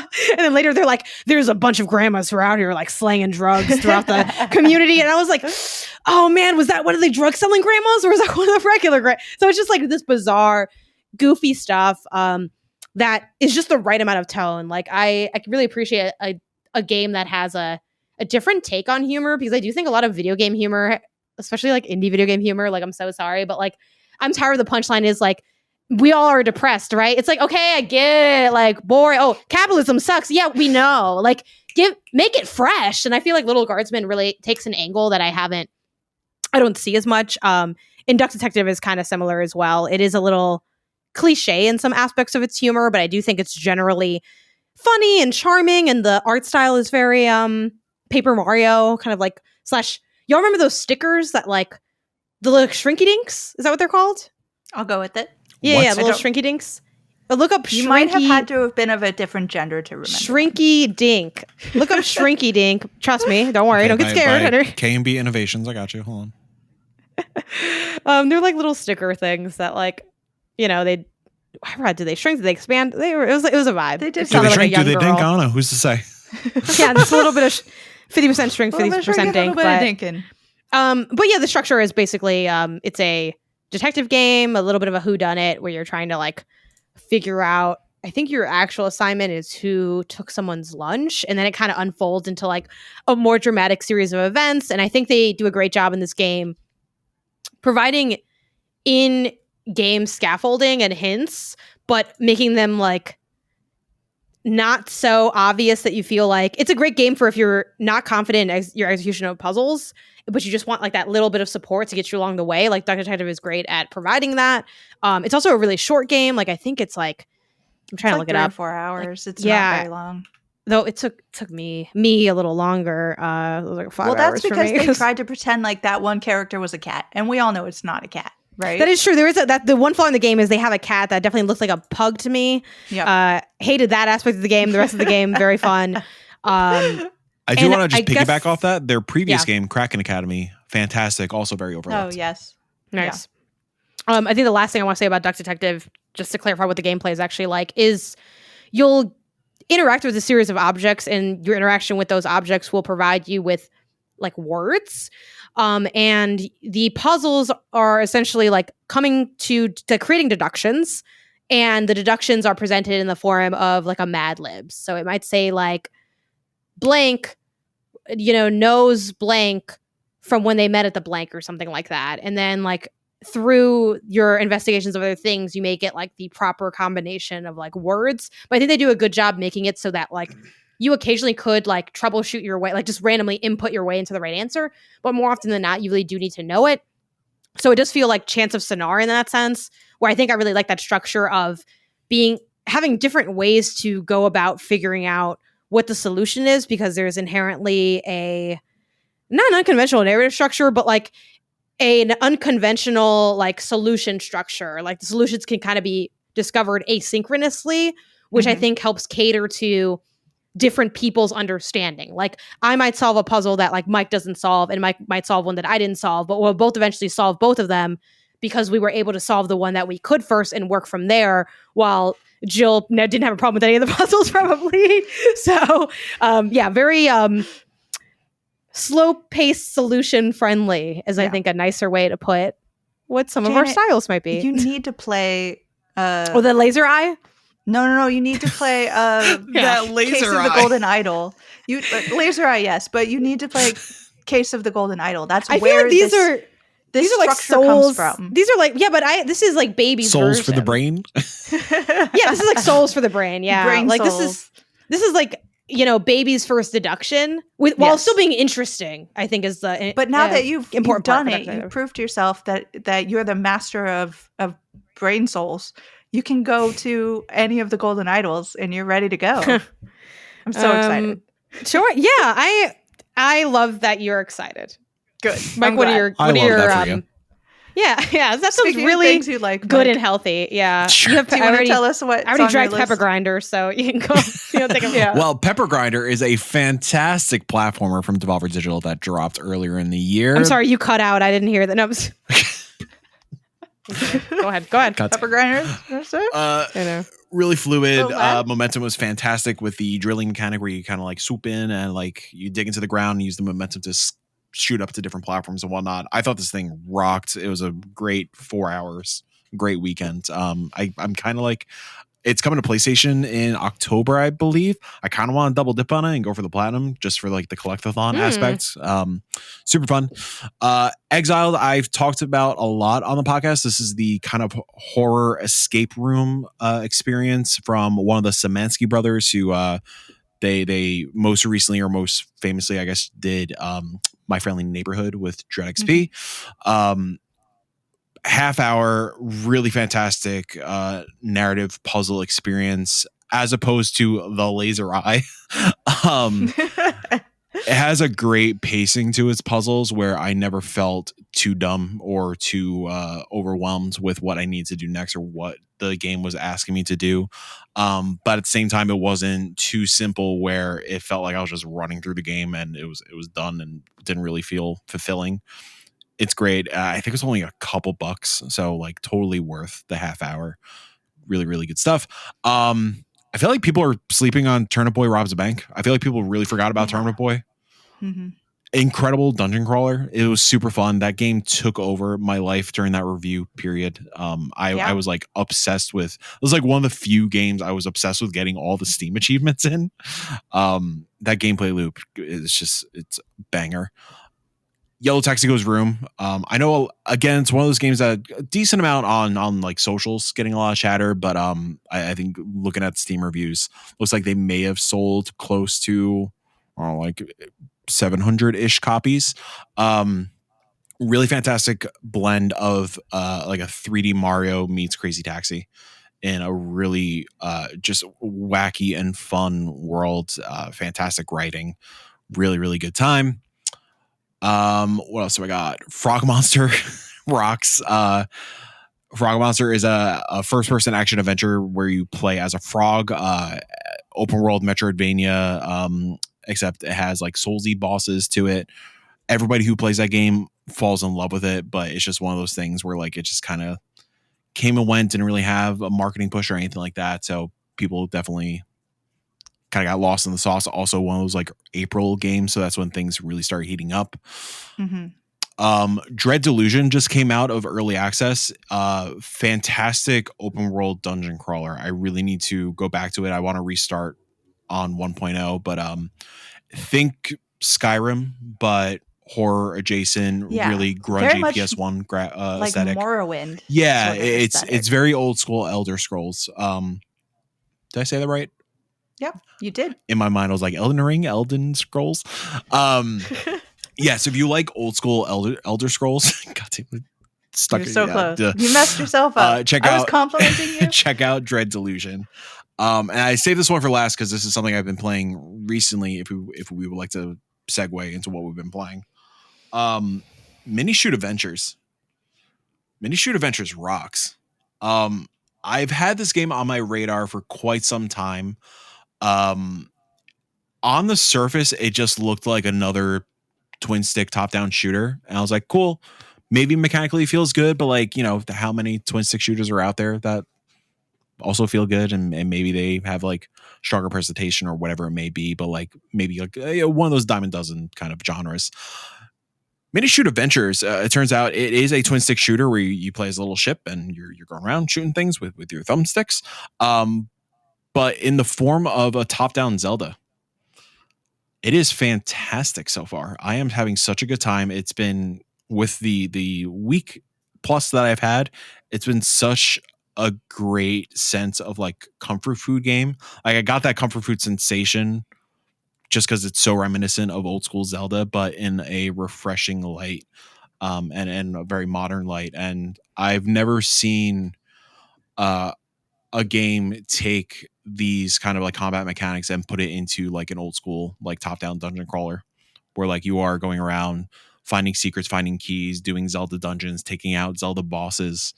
It is fantastic. It's similar, like one of those things. I remember like the first person outside of like our, well, I mean, they're sort of inner circle, but like the first person like that I saw talk about this game was Grub, praising it.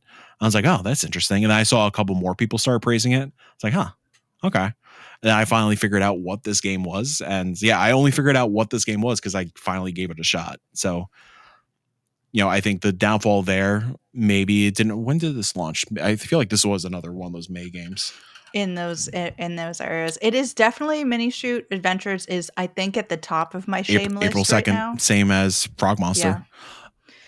Yeah, it's one of those games where like I only knew what the actual game was when I finally gave it a shot, and like nothing against like their, I don't know, their trailers, their marketing, their Steam page, whatever you want to call it, but like it really took me to going hands on with it to really understand. And man, I feel like it's easily going to be one of my favorite games of the year. I'm only like 2-3 hours into it, but even at this moment, I can't stop thinking about it.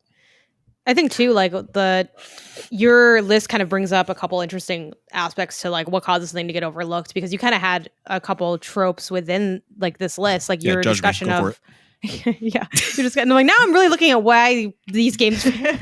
But again, and these are like underrated to us. Like it could be like, you know, freaking, I don't know, they could have bought a house with this game. I don't know what their finances are like, but like with Turnip Boy, I think one of the reasons, even though this is only the second Turnip Boy, right? Because I know they have Turnip Boy. I think sometimes like sequels for like indies are so rough, and sometimes like for some reason it's just like, oh, I love the first one, and more.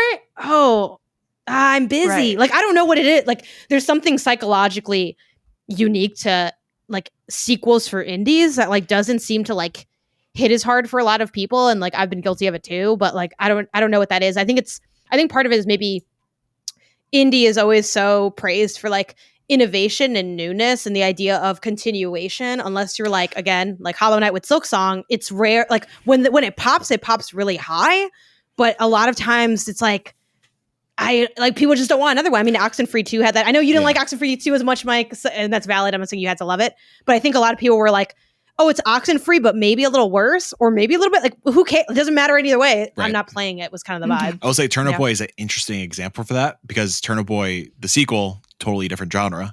Yeah, very different genre. Yeah, but he's still a turnip boy. He's still He is still a little ahead. Potential little ahead of the year. Potential little ahead of the I year. think too, that's also another funky thing that happens in the indie space too, is sometimes there's like these titles where I think almost like it's what Nintendo does, where sometimes like it's like, oh, the Super in it. Now it's like different. Like it's the name is also not clear that's a sequel or that's continuation. I get they're trying to maybe yeah, they're trying. Yes, no, literally, because they're like, is this Turnip Boy U? It's like that also happened with and I've had this happen too, where I'm like, well, this is a sequel or is a DLC? Like I remember asking that when I talked to the Button City team. They made like a soccer one. They made a soccer one. And I was like, oh, is this like DLC? They're like, oh no, it's a new game. And I'm thinking, I wouldn't have known that. Like it's like I don't know. But then even if you know it's a new, like, so there's two things. Like one, people don't really follow the franchiseness of indies as much excitement, and two, there was sometimes also like a lack of clarity on exactly what are you getting. So it's just messy. And then your the other one I want to bring up with Mini Shoot Adventures, I like totally agree with you on the what is this, because like I've heard some rumblings about Mini Shoot from like, besides yourself, like the people at MinMax, like I think someone at MinMax was into it, and then Michael Huber at Easy Allies was like, I heard MinMax talking about it, so like I got it. And he was really into it at the time that he played it. And I like saw part of him stream it. He's like, yeah, this game's so good. And I'm like, okay. It just doesn't look like, not a lot looks like it's happening when you look at it. 100%. Yeah. So even you guys think it's like, oh, it's like an adventure, like twin stick shooter. It's like Zelda. Like I've heard the Zelda comparison a lot. And I'm like, well, I mean, you did shoot through a wall. And I guess that's kind of like that. Like I don't like the secret sauce doesn't come across in the video, which is like tough. Right. Because even with you, like everyone's told me this, but I'm like, at least with Pepper Grinder, it's like, oh, some people say it feels good, some people say it feels bad. I see what's happening. So if that feels good, I'm in because I like what I'm seeing. With Mini Shoot Adventures, I'm like, what am I looking at? Like I like the art, but it's like I don't really get a sense of what makes it special. I just know everyone's told me that it is special. Right. So it would be like if very few people had played Vampire Survivors and you're trying to like explain why that's such a fun game. It's like, no, you don't do anything. And even looking at hold on, you sold me. I love doing nothing. Even like digging into the Steam page a little bit more, like sure, it looks like not a level based, stage based twin stick shooter. Sure, I'll give it that, but like it still feels like, even just like browsing a lot of the language and whatnot, maybe like a linear kind of like you're going through these stages, you're room to room defeating bosses and stuff, but there's nowhere here that gives me, yo, this is just straight up Link to the Past, but with a twin stick shooter vibe. Yeah. I think as far as Janet has opened the door for just a few more reasons why things might get overlooked, I want to shout out Until Then, which came out in June, so very recently. Essentially, like it is so similar to A Space for the Unbound. Yeah. That I am surprised that people didn't pick up on it as much. But looking at sort of the dates that they released, June versus a January release for Space for the Unbound leaves a lot more space open for people who are looking for games, because you don't have a lot going on in January, so you're ready to try stuff out. It's funny. I've had no, I shouldn't say it. Never mind. Scratch that. Ooh, secrets. I want to shout out Mars After Midnight, which is Lucas Pope's latest game. And Lucas Pope is a big name. We already talked about Papers, Please on this particular show. Return of the Obra Dinn is another example. Of course, this is going to be a situation where fewer people are going to be able to play it at all because it is a Playdate exclusive, which is really unfortunate. And it's built into the Playdate in such a way that I don't think you could really port it over to anything and make it make sense and have that charm. You can technically play it on PC, but I don't think people understand that you can play Playdate games on PC. It's also kind of a barrier for entry on its own of like, I forgot if it's software or if it's web based. I don't you still need the Playdate though to do that? I don't think you do. I thought it was like you plug it in and then the Playdate becomes like a little controller. I think you can just play it on desktop. It's possible. I think. I don't know. It's entirely possible, but the fact that we don't know again, that's the issue. It's probably a big issue. Yeah. I want to talk about Cameru, Frog Refuge, and Palace on the Hill, and Tracks of Thought. All of these shadow dropped at the same time during the Wholesome Games showcase. Fantastic showcase. Loved it. The Summer Game Fest, one of the highlights. The problem with indie shadow dropping, especially during a busy event like that, is you are going to note it and then not And have forget about it. time to ever put it in. Even though these are games that I have been watching for a while, I would have been interested in covering them. But you get all of these games together. Like, I got the codes for all of these games bundled together all at the same time, right in the middle of Summer Game Fest. I'm like, well, I'm not even going to be in the place to be able to play these for another week. And then my coverage is going to happen. And so it's a really hard thing because, like, everybody's excited about not only the other big indie games, but like everything happening at Summer Game Fest, and you've got really big announcements happening there. So you are now competing in a way that like you didn't have to before for attention, especially. So the shadow drop, anytime that an indie wants to shadow drop, it makes me really, really nervous. Well, I'll throw another one up there because you have it on your list of things you've been playing. Simpler Times was the same situation. Yeah. That dropped during Day of the Devs, I believe. Day of the Devs, I think. Yeah. And it was, again, another reason why I have it on my list now and not a month ago. Yeah. Because it's just hard to catch up with all of these, especially. Like, I still haven't watched any of those shows yet. They're good. You should. I know. I want go to. Back. Speaking of, that's a good segue. Let's talk over things that we have been playing. I do have Simpler Times on my list. It's exactly what I thought it would be. I haven't finished it, but I did start it. And it was a great time of just like looking back, looking at someone's life, taking in all of the little thing. Like, they've got age, height, like things on the door where you are kind of like, okay, now I know what time I'm in because of where that you start off with the character moving away. I don't think they're going to college. I think no, they might be going to college. They might be going to like art college or fashion college or something like that. And they're in their, thank you, Janet, maybe 18, early adulthood. I don't know why. Like, it became it was such a stupid joke. I know. But it became funnier. It became funnier the longer time passed because it wasn't even funny like that. So it was just like, oh my god. I'm trying to be serious here, Mike. Talk about games. I'm trying to be serious too. I'm hungry. Yeah, so it's just about the feeling of nostalgia and looking back at your life and being in that transition moment between moving from your hometown, your room, your childhood into adulthood, and just really like any game that lets me put on records and listen to them like is always a good time. So go check out Simpler Times. I also go ahead, Mike. How's the music? Do I need to buy the vinyl before I play the game? You probably do. Okay, cool. I didn't realize this, but I did get like a physical box the cassette for the game. And I unboxed it not knowing what was in it. And like the vinyl came out. I was so excited. Hell yeah. Played that over the vacation time. It was real good. Nice. I did finish A Little to the Left, Seeing Stars, the DLC for A Little to the Left. Good. It is a DLC. It is a continuation. You don't get a lot of extra lore. Like, the game has a surprisingly larger amount of lore than you'd expect in the beginning. But some fun things, and you go into outer space at the end. Spoilers. And then this week is so much redacted. There's so much redacted going on this week. I think that's why a lot of us are a little lower on things we're actually playing, because the things that's we're playing why we can't talk about. Yeah, sure. Totally. No other reason. Yeah, 100%. Mike, you've talked about Still Wakes the Deep and Mini Shoot Adventures. Anything else you want to jump shout out for? Did I talk about Still Wakes the Deep? A little bit. You said that you didn't buy it, but you would have, or you got it for Game Pass. I guess you didn't. Do you like want it? to Did you talk finish about it? what that game is? Yeah, because definitely one of my favorite games of the year so far. So Still Wakes the Deep is the latest from the Chinese Room. These are the folks behind Dear Esther, March of Pigs. Is that the Amnesia game? I think that's what it's called.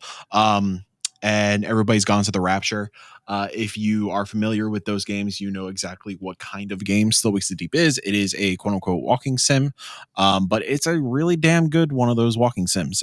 So takes place in 1975 on an oil rig off the coast of Scotland. You're doing your job. You're this man, I forgot his name. Very Scottish name, very Scottish nickname. But you are taking this job on this oil rig. Essentially, you're kind of like on the run from the cops. This is all like non spoilers. This happens like in the first like 5-10 minutes of the game. Your boss is sick of you, sick of the cops coming after you, and like the cops chasing the boss down. So you get fired. And guess what? When you get fired, things happen. And this game turns into such a gnarly cosmic horror adventure. The game is so beautiful. If you're familiar with films like Nicolas Cage film cosmic horror, hold on, gotta do a quick search. Color Out of Space. Have you ever seen the film Color Out of Space? Very much that kind of vibe and aesthetic mixed with just like very dull industrial oil rig, kind of like just grays, steel, blacks, like stuff like that, and like really, really beautiful stark contrast. And good lord, just the most horrifying beings that you could imagine. If you have ever looked, or if you ever played Inside, the end of Inside, but like worse, a lot of that, a lot of howling, a lot of growling, a lot of screaming. I don't know why they didn't ask you for a quote. Yeah, there you go. Howling, growling, screaming. 9 out of 10. Yeah, I really enjoyed this game. I think it took me like 5 hours to play through. It is currently on Game Pass, like I mentioned. I think it's so worth the time if you are into Lovecraftian horror, cosmic horror. Just really good narrative also. I think where this game excels is that it feels super grounded in its acting and its writing. Like, the game is so unabashedly UK, and I think that's why it works so well. Like, just like the little quips and their very unique curses that you could imagine is what us as Americans can't say. It's really good. It's something that's going to be on my mind for quite some time. And yeah, I think it is going to be one of those games that a lot of people sleep on this year. Yeah. It is because on Steam right now, it is, I don't like to equate like a monetary value to like the value of the experience.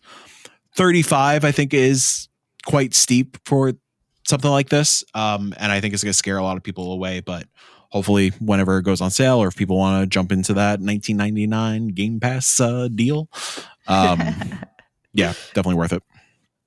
Yeah. Jenny shouts out Citizen Sleeper. And I suspect she is playing through it because Citizen Sleeper 2 is coming out next year at some point. Yep. So if you haven't played that, seriously, one of the best indie games of all time, you should go and play that. Janet, go ahead and bring us home with what you've been playing. Yeah, Chained Together. Talk about mainstream indies. You're so this thing blew up. Yeah, a little small game. No one's really heard of it. No, but this has gone like very super viral. It's kind of in that. It's not the same style of game, but it is in that ilk of how we've seen the virality with titles like Content Warning and Lethal Company. It's like that level of viral, and it much like that game, it also has like a multiplayer element that I think is really. It's interesting seeing like these different trends and appeal points for different titles. So this one is you can do. I guess can you play it alone? I mean, it says solo or co-op. I think you can like group up with maybe other people, or I don't know how the solo works, but I played co-op with my colleagues over at MinMax. So it was me, Ben, and Jeffem. And you are chained together, and you can have like a regular line chain, or it can be like in a triangle kind of shape or a square shape if you had the 4. And you're going up, like getting out of. You start off in like the depths of hell, but I do think from like the pictures and things, like you can end up in other places. So I guess there is a way out of hell. Spoilers. It is essentially like one of those titles where it's very much a lot of different thematically looking the same, but just different assets kind of smattered together to make like a hell maze. But frankly, I saw a lot of structural overlaps with like Mario 64. Like if you played Super Mario 64, you know what it's like to have like a thing that could hurt you as you walk up a staircase. You know what it's like to go up a little slightly turning tower where the platforms are moving ever so. And even though Mario 64 is not, well, actually, to be honest, it low-key is kind of hard if you play like the old one. But like it's getting at the idea of collaboration, but also like some platforming challenges that are inherently harder because you are chained together. So if one person fails, like the whole group might go down kind of situation. Honestly, this is just grunge Bread and Fred. Those who listen to the show know I like Bread and Fred a lot. This is just grunge Bread and Fred with extra penguins. And that being said, it's awesome because it's grunge Bread and Fred with extra all penguins. over the place. We Yeah, gotta it's get people marketing. I know. It's really it genuinely was a lot of fun. Like I think it is like a good game. I know a lot of these titles often get like written off because they're like so viral, so trendy, so like kind of giving alpha that they feel like, I don't know. I think a lot of people look at a title like this and think, well, this is just like a cash grab idea, but like this is a fun video game that is like enjoyable to experience, that has like a cool system that is inherently a bit simplistic, but like it works and it works well and it's intriguing. So yeah, this definitely did hit for me. It took me a few moments to get used to like the feel, because it definitely has like that weird, like the feel is a little odd, but you kind of get used to it like shortly after starting. So I kind of just like, I feel like while the feel's a little strange, it's cohesive with what the world is. Like I never feel like, oh, they want me to do something that's tighter than what the character model is capable of doing. Like I think a lot of the stuff is very fair, at least in those early parts, because we didn't get that high. It's also part of the trend of like, can you go up really high without like messing it up? You know, it's an like only up game. Yeah, exactly. Or like, you know, and also as the cousin of gosh, what's the name of that person that does the like weirdly hard games? It's like the one with the stick and you're like going over. Like, Benefati. Yes. It's like a cousin of that style of game in that it has like that difficulty layer. So definitely lots of flavors being played here. But yeah, more fun than I thought it would be. And I honestly thought it would be pretty fun before I started it. So chained together, I continue the trends of going through the trendiest indies known to man and being like, someone has this to. one's You're cool. doing God's work. Yeah, someone That's has why to. you're here. You know. Yeah, Janet, if it wasn't for trendy me, gamer. like, how would you have the success that you have? No one watches my stuff. It doesn't matter if I cover your game. No one's going to see it either way, but good luck. Anyway, that's what I've been playing. And that's the end of this week's council. Thanks for everybody for joining us. You can follow us. I was looking at Janet like maybe she was telling me I'd missed something. So no, I'm just giving a little she's thumbs just up. encouraging. She has so much room for everybody. activity now. She could just Oh wave my her arms, gosh! give thumbs up. Don't forget. Look at that. Whoa. Yeah. Whoa, look at her go. What's she doing? Whoa. Oh, any moment she could be doing anything. All right, silly. You can follow this show on Spotify and Apple Podcasts. The Indie Council has its own socials at Indie Council _ on Twitter and at the Indie Council everywhere else. But this session is closed. Go play some indies.